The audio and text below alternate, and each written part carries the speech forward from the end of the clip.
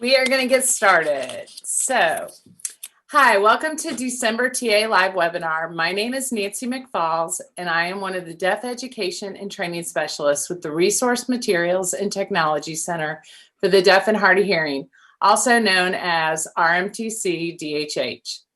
Upon registering, you should have received a document that helps you navigate the Zoom environment. We are using Zoom's auto caption feature today to provide captions. If you're having trouble, please comment in the chat box and one of my team members will happily assist you.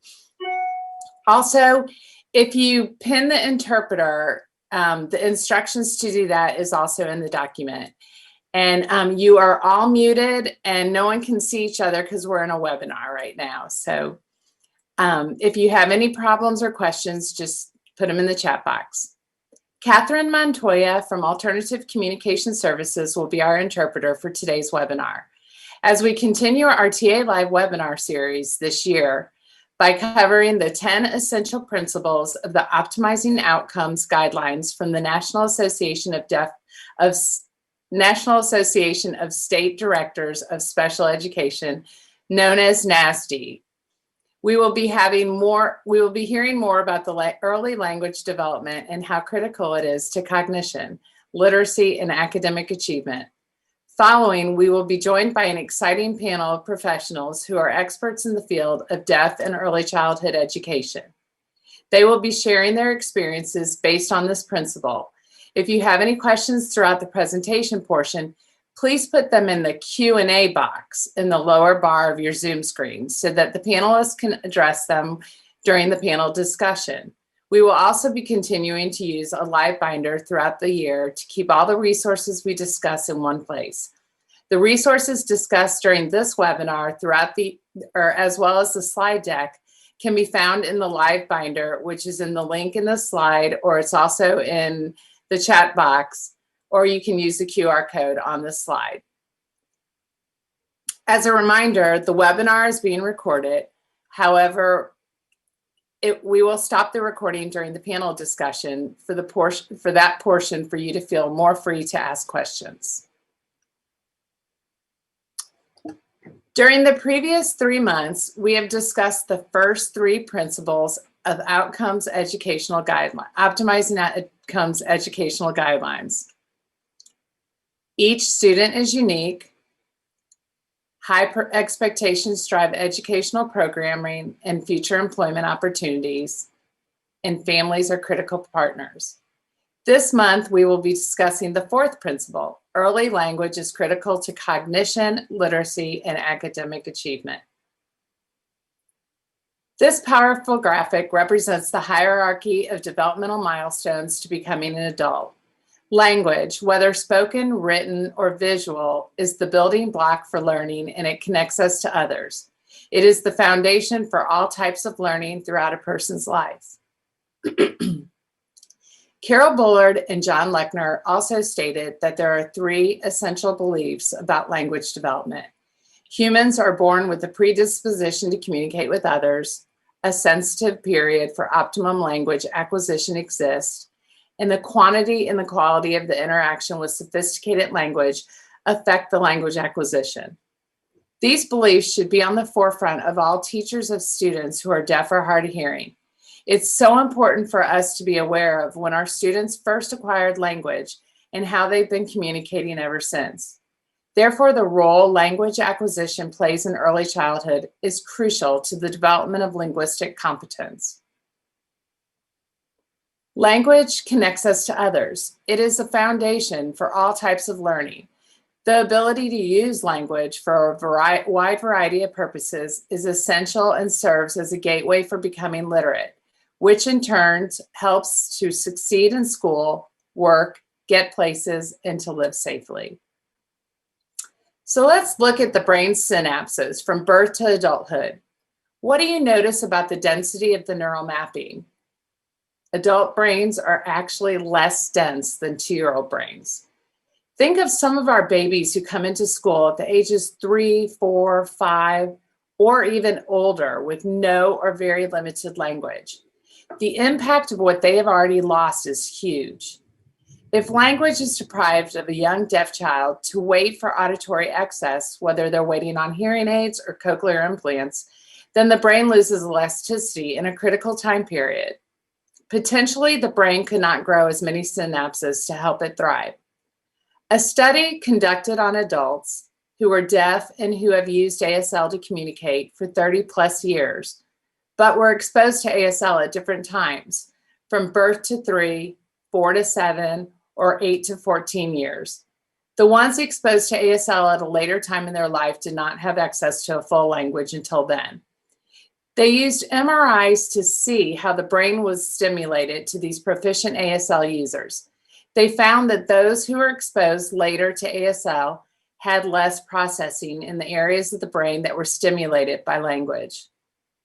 This research concluded that timing of the brain growth and language acquisition need to occur simultaneously in order for the natural network of language processing to reach its maximum potential in the adult brain.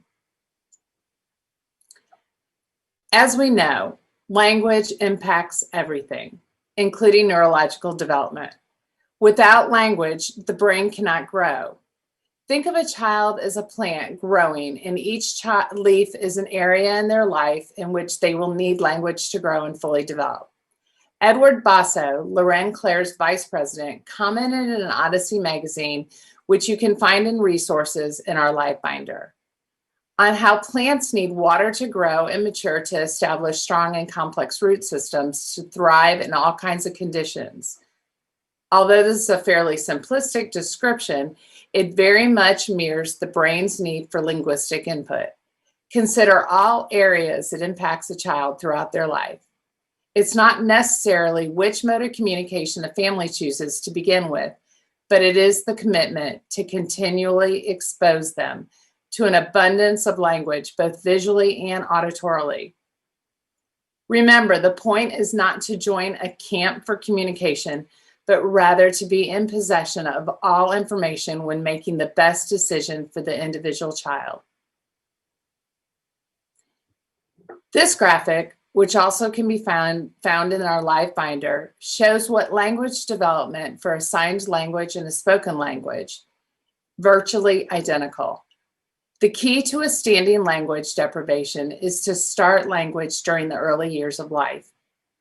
Amy Letterberg stated, "There is no evidence that children cannot learn language via multiple modalities, or that using a visual language will hinder the development of a spoken language. But there is strong evidence that not having access to language has long-term negative developmental effects."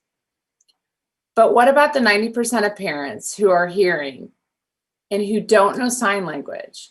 Parents of young deaf children who are learning sign language do not need to achieve immediate and full fluency during this time frame for their children to benefit from early exposure to ASL. Researchers have found that the brain does not discriminate against the modality of the language, whether signed or spoken. In fact, the brain is stimulated by both signed and spoken languages in the same part of the brain. Therefore, it's been found that early exposure to ASL supports strong English speech skills and better vocabulary and reading skills compared to their hearing peers learning only English. There is a difference between learning a language and practicing a language. A hearing child is exposed to language from birth. In fact, a hearing child is exposed to language within the womb. By the time a child with typical hearing enters kindergarten, he or she has been exposed to language for approximately 2,000 days and is practicing what they already know. A child who is deaf, on the other hand, may begin school with no language or little language. Many parents do not understand deafness and lack the skills needed to expose their children to signed or spoken language at an early age. Students who are deaf or hard of hearing are expected to master the same curriculum and standards as students who are born with exposure to language. Too often at the start of kindergarten, a student who is deaf or hard of hearing is not practicing language, but learning language for the first time.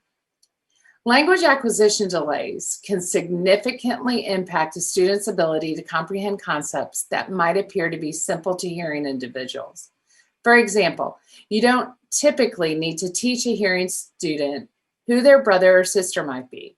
They are able to acquire that concept through incidental learning. Statements such as, "We need to pick up your brother from practice is their brother," where a child who is, pick up their child from practice are enough to allow them to make the connection that this child who lives with them and is picked up from practice is their brother. Whereas a child who is deaf or hard of hearing may not acquire that knowledge through incidental learning and will need to be explicitly taught who their brother or sister is. Students who are deaf or hard of hearing require supports to help them acquire the language skills that hearing students are exposed to at an early age. Our focus needs to be not so much on the mode that they use, but on language. And from there, if the foundation is set early and built upon, they can only continue to flourish and develop cognitively, social, emotionally, and academically. In optimizing outcomes for students who are deaf or hard of hearing, NASD said it best: early intervention can only be maintained if these children continue to be supported throughout early childhood, and in their educational programs in the areas of communication, language, cognition, social emotional growth, and academics. Now we're happy to introduce a panel of experts who are joining us. They are here to discuss the topic and to answer some questions from our attendees. Today we have with us Jennifer Cato, who is the Director of Early Intervention for Deaf and Hard of Hearing from the Florida School for the Deaf and Blind. Jennifer has worked in the field of deaf ed since 2001. She has focused her career on involvement with infants, toddlers, preschoolers, and their families. She has more than 17 years experience in early education. Jennifer has worked as an in-home provider for early intervention and literacy programs, as well as early childhood group settings and preschools with children who are deaf or hard of hearing. Jennifer is passionate about empowering parents to recognize the essential role they play as their child's first teacher. We also have with us Laura Chinloy. She is a self-contained pre-K and kindergarten teacher for students who are deaf or hard of hearing in Miami, Florida. She's been teaching for 27 years, following her graduation from Flagler, where she studied deaf education, and University of Miami, where she specialized in early childhood special education. The main priority in Laura's classroom is to build strong relationships through shared experiences and hands-on learning, both for her students and their families. By focusing both on expressive and receptive communication skills, using a wide variety of modalities, her students' academics increase and their mental and social emotional health improve, which facilitates cognitive development, higher order thinking, and problem solving, and ignites curiosity and independence. We also are happy to have with us Geeta Shandilya, who is a pre-K teacher for the Clarke Schools for Hearing and Speech, located in Jacksonville, Florida. She is the mother of a girl who is deaf, and Geeta switched careers from information technology to deaf education after getting her master's in deaf ed from Washington University in St. Louis, Missouri. She has worked with birth to 3-year-olds and their families for 3 years at Central Institute for the Deaf in St. Louis, where she was a teacher and a parent educator. She's been working with students 2 to 6-year-olds at Clarke Schools for over 7 years. Geeta is also a listening and spoken language certified auditory verbal educator. So now we're going to have Jennifer present, and I'm going to close my window. Thank you, Nancy. I am so thrilled to be here with you guys today. As Nancy explained, this really is my passion. This is my entire career, getting access to children early when they have a hearing loss so that we can maximize that sensitive period, as she explained. And I do not have access to the slides, so Nancy or Kara, whoever's manning that, I'll just say next slide when it's time to move on. So this sensitive period of development, right? The earliest of years, hopefully between birth and 2, because that's where most of the grammar development is actually happening, believe it or not. Those patterns of grammar are being networked through the brain through those synapses between birth to 2. We often think about birth to 6 as a window for language, and it is, but we now know from more research that has come out that birth to 2 is really essential. And we see that with our children who are deaf or hard of hearing when they don't have that consistent access to grammar and a full language model from birth to age 2. So accessing parents and caregivers, being able to support them in developing the skill set that they need to become intentional teachers of language in their homes is essential. And so the Parent-Infant Program at the Florida School for the Deaf and the Blind, as the slide is explaining, is an outreach initiative of the school. It is separate from the on-campus programs at the Florida School for the Deaf and the Blind. And we serve children from birth to age 6. And that's because they come to us at all different points along that path. So we know that the early hearing detection and intervention goals are to intervene as the JCIH, or the Joint Committee on Infant Hearing, recommends that by 1 month we have all babies screened. By 3 months, we have all babies aided, right? That they have some access to sound, hopefully. And then by 6 months that they're enrolled in an early intervention program. We do a great job in Florida. Our numbers are wonderful in screening and detecting hearing differences with our little ones very early on.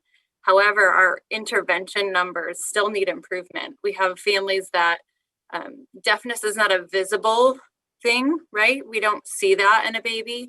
And sometimes parents don't understand the necessity for intervention early. They're not expecting their 3-month-old to talk, right? So they're not behind yet. So we know that the more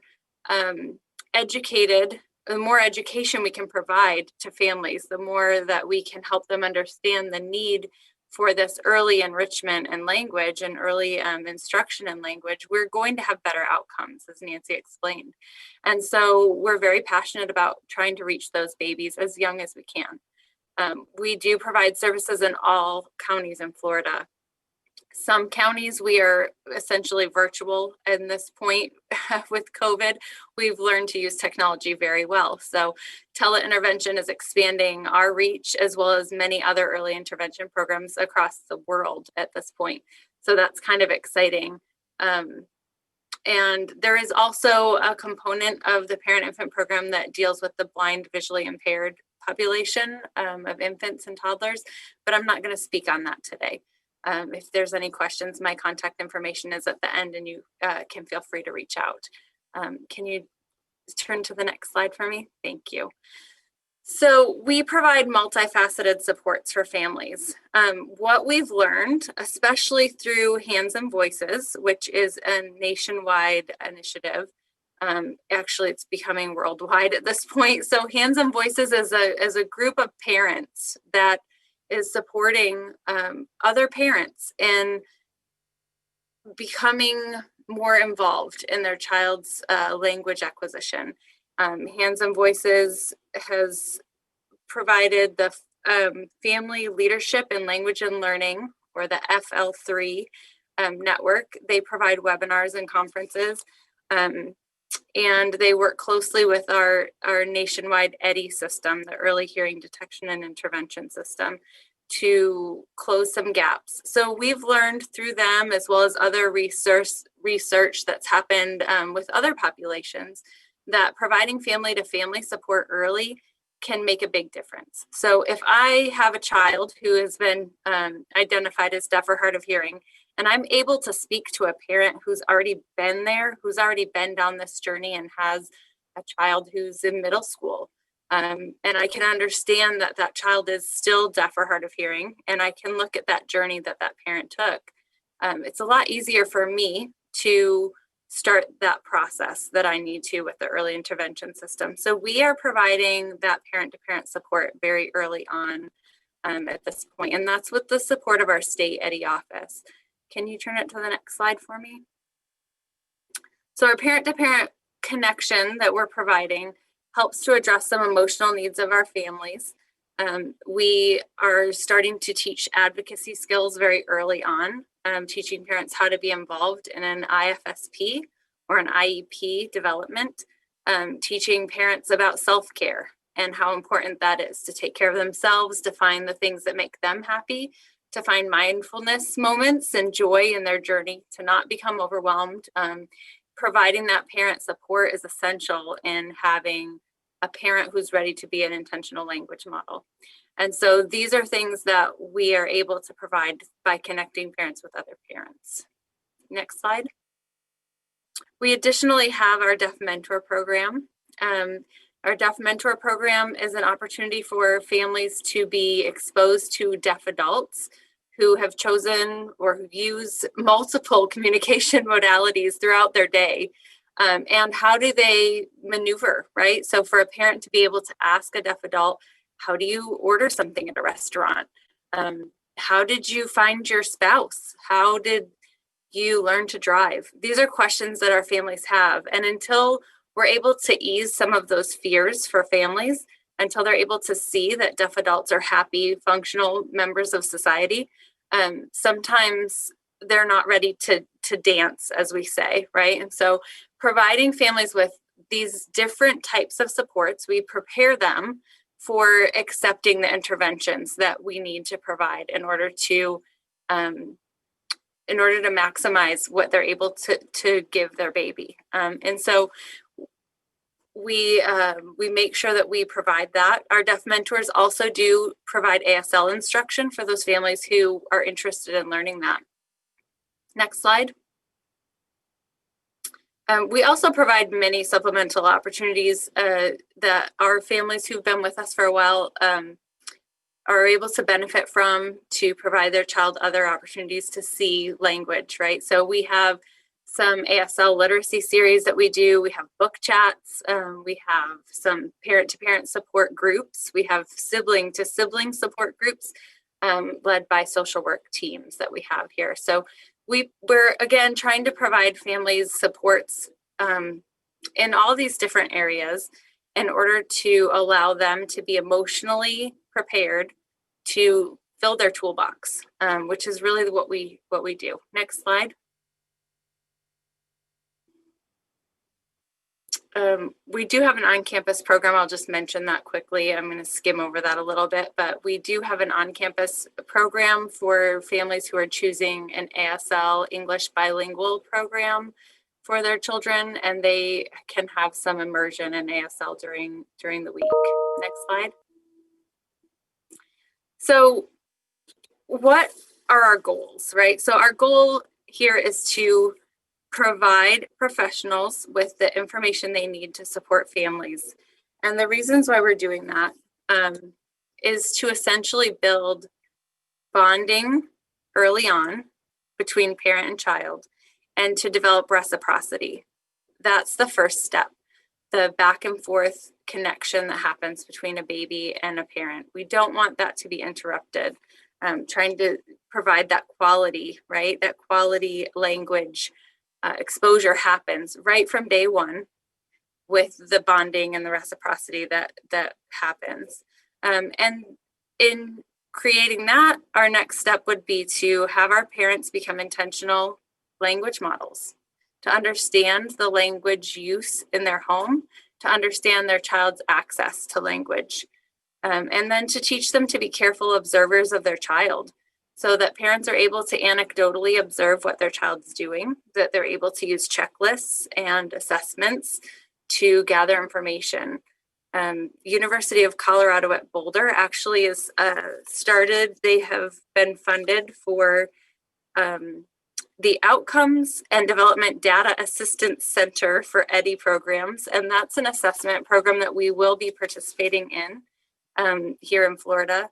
And we have participated in that program in the past under a different name, but we will use assessment tools to help guide families to understand how their child is functioning, to observe their child's skill set, to match what they're doing in the home with what their child needs. And so to be thinking about accessible language, as Nancy pointed out before, the quality of language isn't dependent on the modality of language. And it's important for parents to understand the difference between speech and the language. Those are two very different concepts when we're talking about babies who are deaf and hard of hearing. And so we need to keep those separate as we talk to families, because as we teach them through the curriculums that we use the Sky High curriculum here, which was developed from Utah State University through the EDDI program.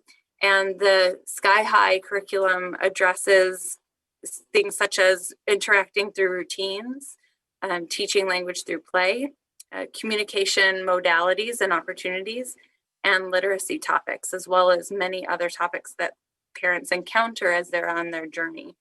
The Parent Empowerment Program that we have developed a curriculum that addresses topics such as grief, self-care, parent support, and advocacy. And the Deaf Mentor curriculum addresses deaf history, deaf culture, American Sign Language, as well as just the day-to-day life experience of a deaf adult. And so all of those topics together help fill a parent's toolbox. And when a parent is being a careful observer of their child, they can look and say, I'm seeing this from my child, and here's a tool that matches, right? So we avoid teaching families that they need to make a choice for a language modality. And I know for many of us who've been in this field for a long time, we know the age-old tug of war between do we speak, do we sign, do we speak, do we sign? What does that look like? And so we're very careful as professionals working with families not to put them in that situation. We don't want our families in the middle of a tug of war. We want them supported. We want them capable. We want them ready to fill their toolbox, to know what's in there and to know when to bring it out.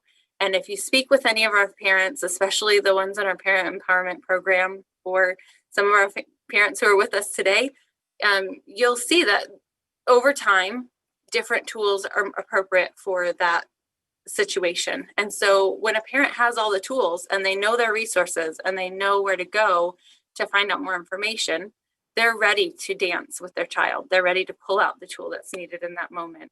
And that's extremely important when we're talking about maximizing the sensitive period. We don't have time to waste working on something that's not a good match. And so we have to be able to observe the children, to use tools, measurement, observation, to see what the child's access levels are, to see what the child's personality and tendencies are, and to have a parent who's ready to pull out the tools they need or to find the tools they need.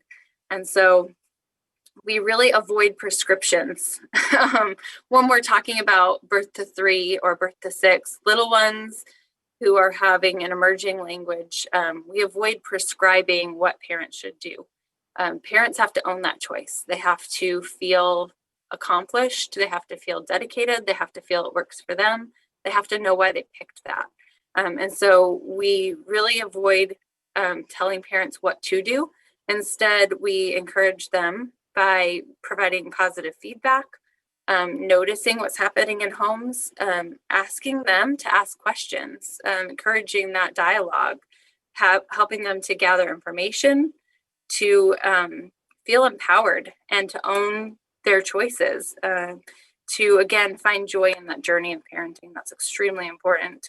And then to also know how to monitor milestones over time. So if they leave us at 6 and they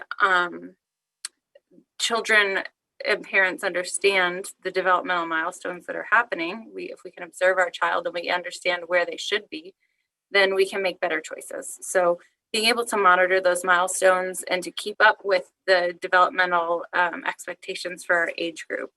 And then this slide talks about our state training model. We do provide training for professionals. So to not only provide this here through the Florida School for the Deaf and the Blind for families to develop that early language and that really strong foundation, but also to provide instruction to other professionals across the state who are doing the same thing. So we know that we are only a few of the professionals in our state. There's many school districts that are also providing services birth to 6 in our state. We want to make sure that we all have the access to the same curriculum materials that all of our families can be this empowered and that we can maximize this time period so that our kids are ready for kindergarten when they enter. That's really the goal.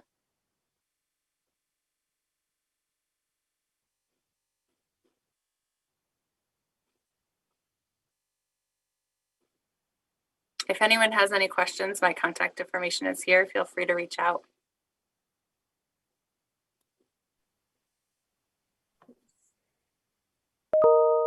Thank you, Jennifer. That was wonderful information. And I hope if anybody needs anything else to just reach out to Jennifer with her information right here. Now we're moving on to Laura Chinloy, who is going to tell you some information about her job and what she does with her babies. Thank you for having me and giving me this opportunity to add my 2 cents in. But honestly, I could sit and listen to Jennifer talk all day long if I had that opportunity.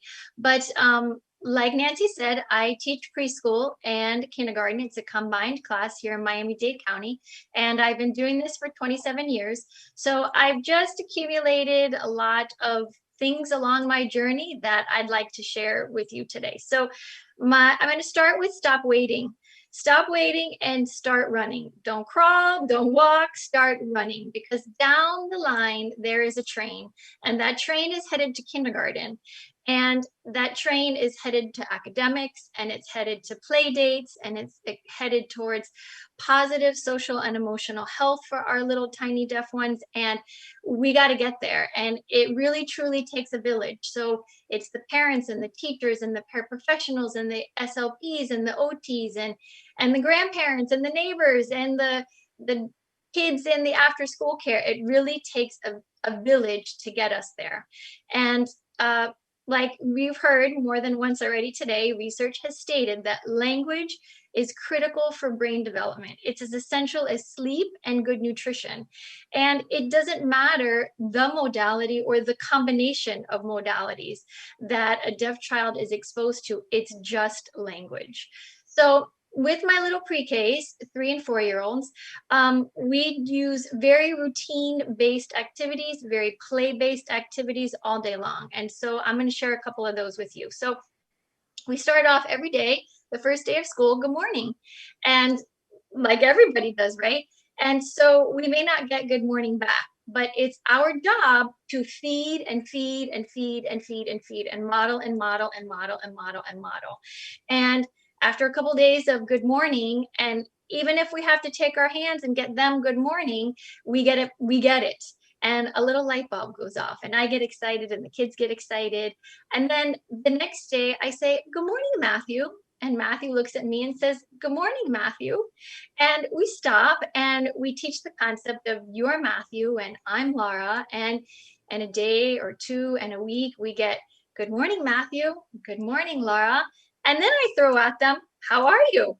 And it just gradually builds. It's this beautiful, teeny tiny little snowball that just accumulates and accumulates and accumulates. And during that process, we're modeling. I get excited. I'm feeding them full of language. They're getting excited, seeing me excited. Connections are being made. Relationships are being made. And language is happening. Throughout all of this time, it's very important. And what I have learned is that little tiny deaf kids come and their eyes are taking everything in, and they're just taking it in, but their eyes are all over the place. So it's really important that we focus on the art of making and maintaining eye contact. That's a huge one.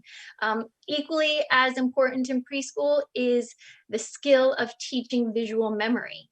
And visual memory goes hand in hand with language.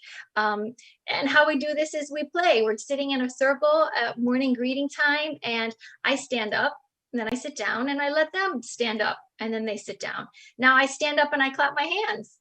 And then it's their turn to stand up and clap their hands. Then I stand up, I clap my hands, and I take a little hop. And that's three visual cues. That's 3 things that they have to remember that they saw visually. But guess what else is 3 things visually? I love you. I don't want that. Can I have? Those all are 3 little bits of visual memory visual language that they have to hold on to, it's the beginning of language. Routine is very important in a pre-K classroom for the deaf and hard of hearing, but equally is play. So we play and we play and we play and we play. And we play in sensory tables and sand tables and old ones that I've collected and saved from my children's days. But those sensory tables and those sensory bins, whatever they're filled with, beans and rocks and Easter grass or pasta and noodles, sand, we save sand till the very end of the year. Otherwise, sand is everywhere. But it's the perfect opportunity for an adult, whether it's myself, our SLP, a paraprofessional, an interpreter, to sit and play with the child with all of these sensory things, the sand, the beans, the grass, the leaves, the rocks, whatever we have in it at that particular time. But it's an opportunity to practice fine motor dexterity. It's an opportunity to practice math skills. And again, to feed and feed and feed and model and model and model language. We're using lots of kitchen utensils at this time, turkey basters and tongs and measuring cups and measuring spoons. And the adult is feeding. We're measuring, we're emptying, we're filling, we're talking about the texture of materials, descriptive language. Is it smooth? Is it rough? Is it hard? Is it soft? Do you need a little more? Do you need a little less? How come it got stuck in that funnel? It's all about modeling, modeling, modeling. And gradually the kids start giving it to us back. And just because they've been taking it in, taking it in, taking it in. Another thing that we do in a pre-K class that I feel is really could be at any grade level is we have a question of the day. And our question of the day started years ago just because I wanted another opportunity to teach like concrete vocabulary. So let's say our question for today is, do you like hot dogs or do you like hamburgers? So now I get to teach the concept of hot dogs, or the sign hot dogs and the sign for hamburgers. And besides just teaching and feeding, I'm modeling facial expression, we're modeling our body movements. I always go first and then my paraprofessional goes. We're modeling reciprocal communication, turn taking. I ask a question, wait for an answer, then she asks me the same question. Again, we're modeling and feeding. So I asked Matthew, you like hot dogs or you like hamburgers? Maybe day one he points, but he only gets to point for a day or two before he has to give me back a single sign, and he'll sign, I don't know, hot dogs. So now he's responding with one sign and he gets comfortable a week, 2 weeks. Then now I'm expecting him to give me back an answer that's 2 to 3 signed, which is a phrase.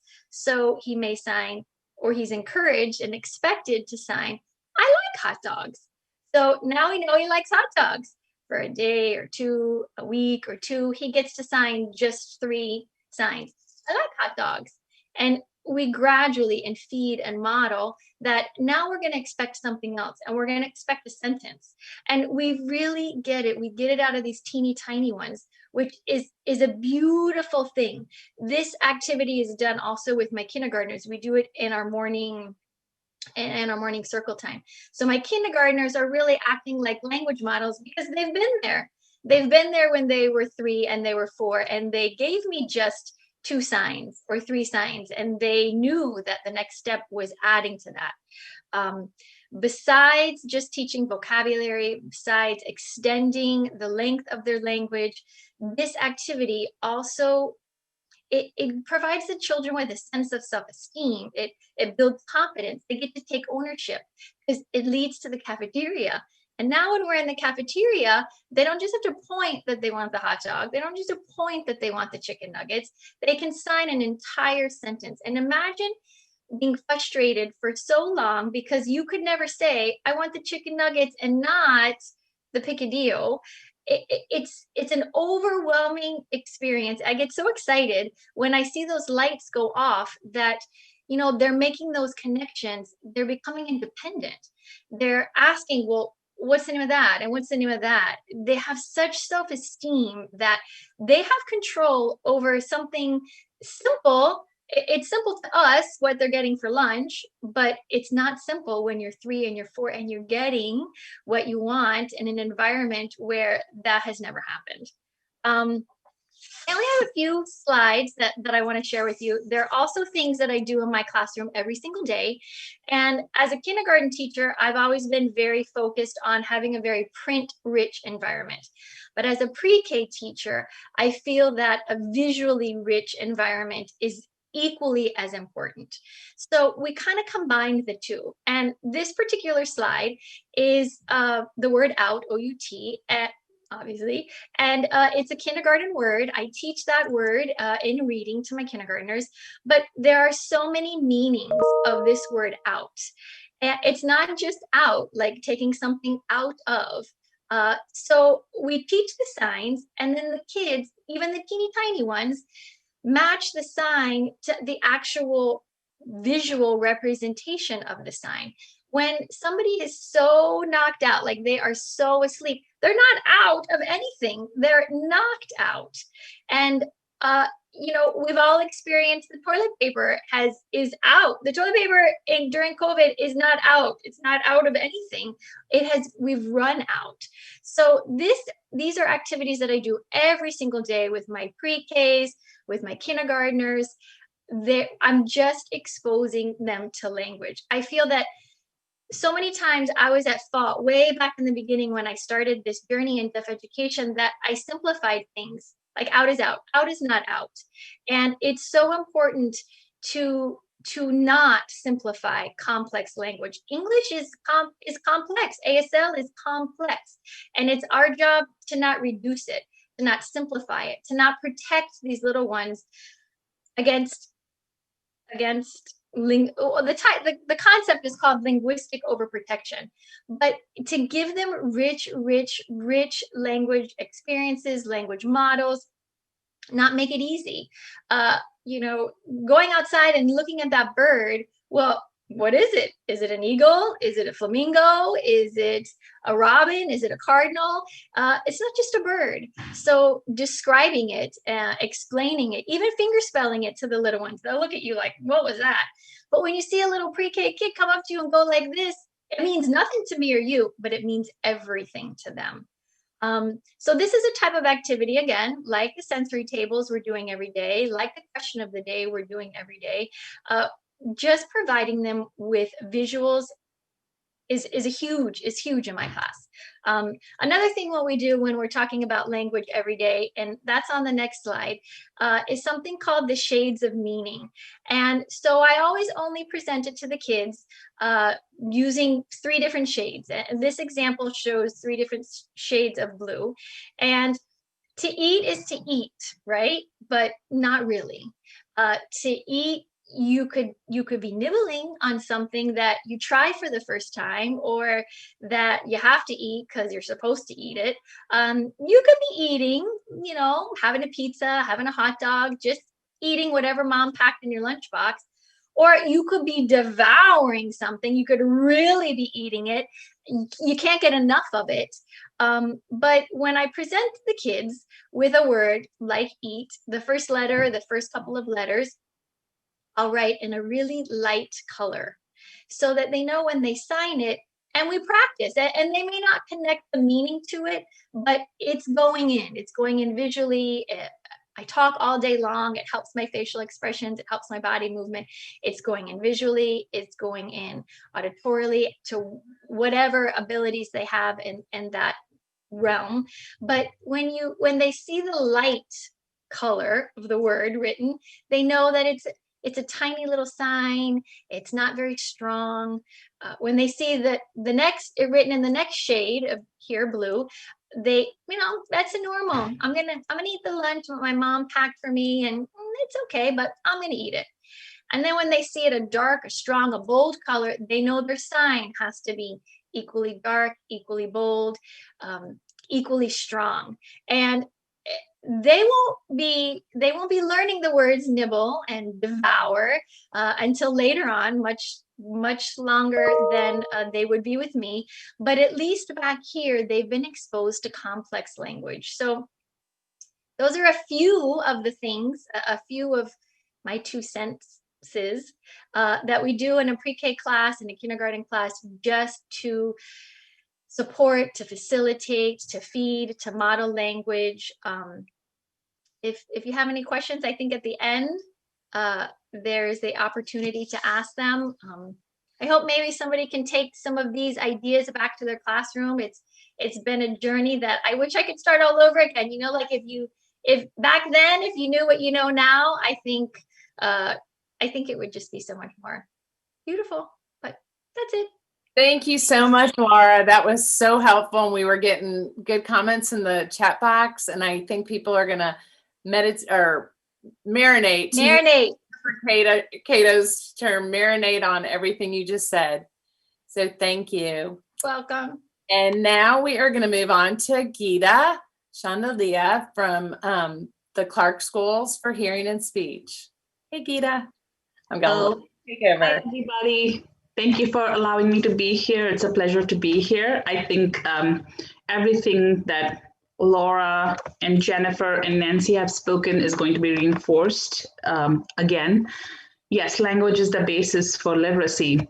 I work with 4- and 5-year-olds in the pre-K classroom, and we use listening and spoken language. And I have to let you know that over 75% of my students are on the developmental path to learning.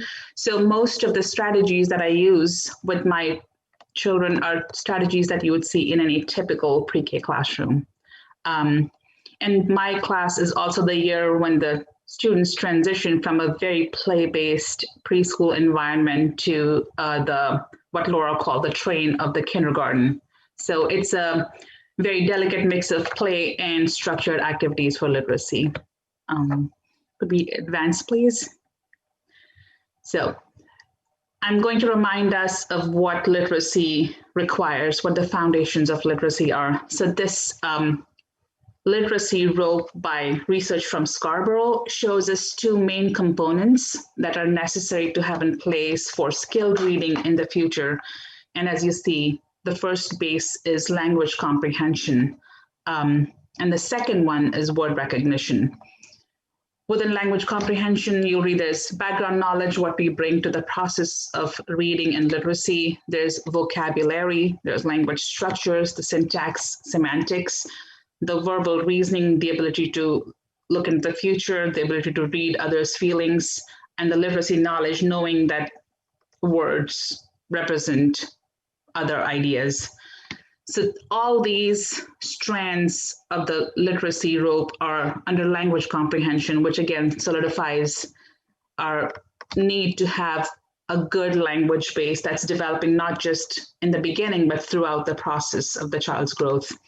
And then we have the word recognition that we work with to increase the automaticity of understanding sounds, understanding print, understanding the words.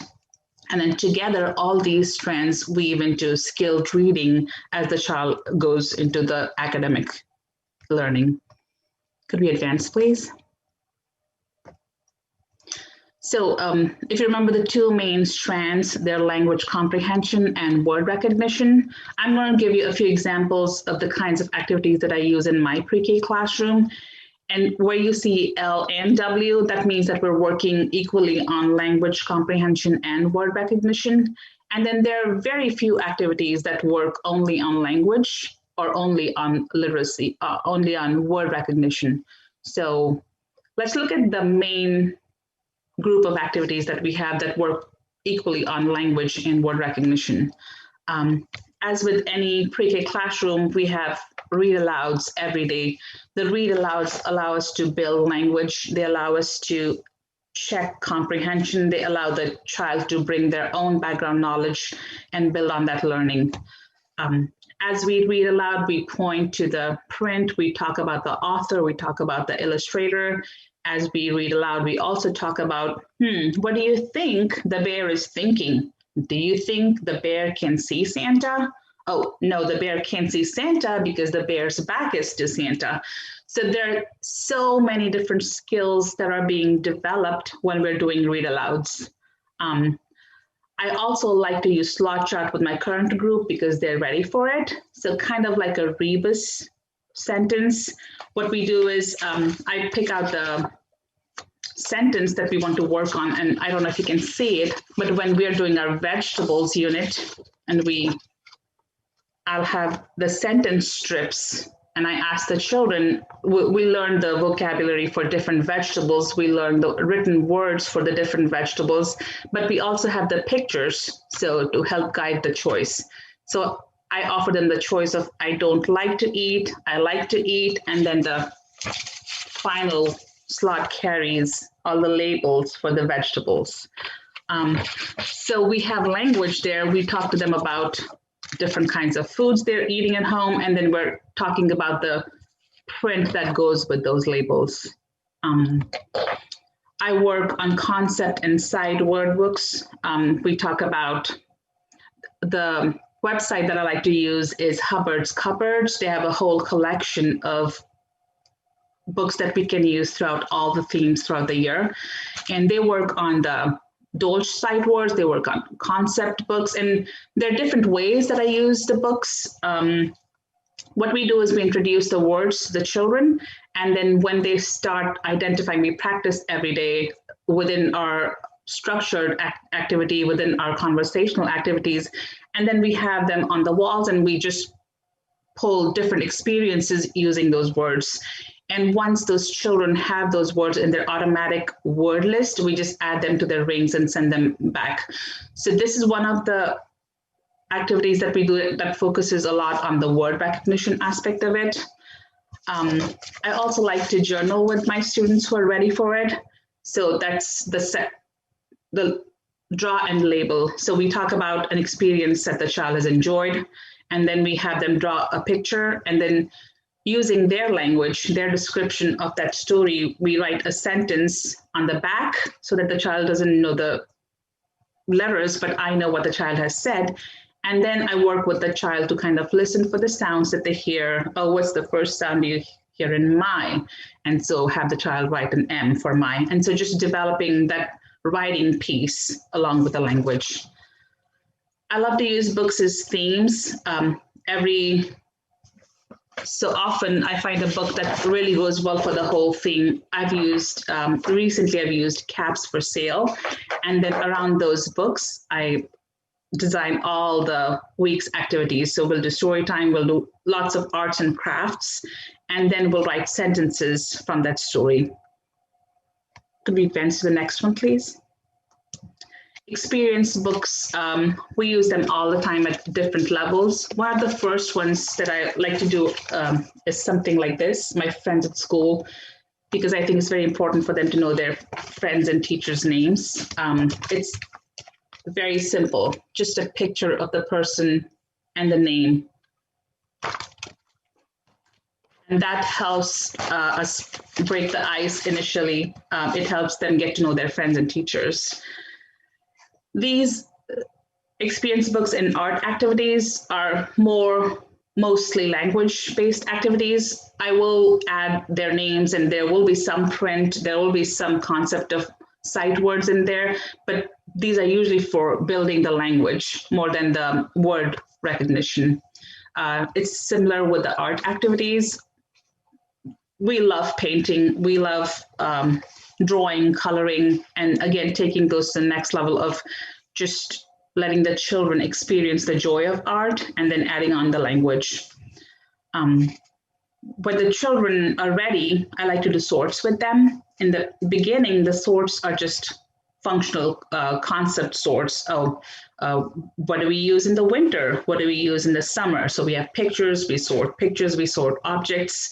And then as it gets more towards literacy and phonics, I'll introduce pictures with initial sounds. So, what do you hear in milk? So let's put it on the side. What do you hear in snake? Let's put it on the side. So it begins with initial sounds, then going on to final sounds, and then sorting for medial sounds. And that's more a kindergarten skill. We work explicitly on phonemic awareness skills. All the children, we know what abilities they have as far as hearing and listening to different sounds. And so based on what their abilities are, I will customize my lessons for children, but for the most part, the activities remain the same. We work with rhyming, segmenting, blending, all those pre-K literacy tests them for in the Florida VPK assessments. And then one final strategy that I want to tell you today is did you hear a word that you don't know? Or did you hear a word that you haven't heard before? I often like to throw in a new to your vocabulary or a new word in what I'm saying. And then I teach the children to pause and then interrupt me and ask me for an explanation for the word that they haven't heard. It's a surprisingly very explicit task that I have to teach them, but that's one of the basic self-advocacy skills that I'm teaching my students in the pre-K classroom. And that's it for now. And let me know if you have any questions. Thank you, Geeta. That was wonderful. Now we are going. Thank you for watching this TA Live webinar. RMTC-DHH is a Florida Department of Education, Bureau of Exceptional Education and Student Services discretionary project, and all of the services we provide are at no cost to Florida stakeholders. To continue our work, we must collect survey data to justify why our services are needed. If you could please complete our survey, we would greatly appreciate it. You can keep in touch with RMTC-DHH by following us on social media, and we have a Vimeo and YouTube channel with a plethora of videos of our presentations, our TA Live webinars, and some additional videos demonstrating working with students who are DHH. If you have any questions, please reach out to us at info@rmtcdhh.org.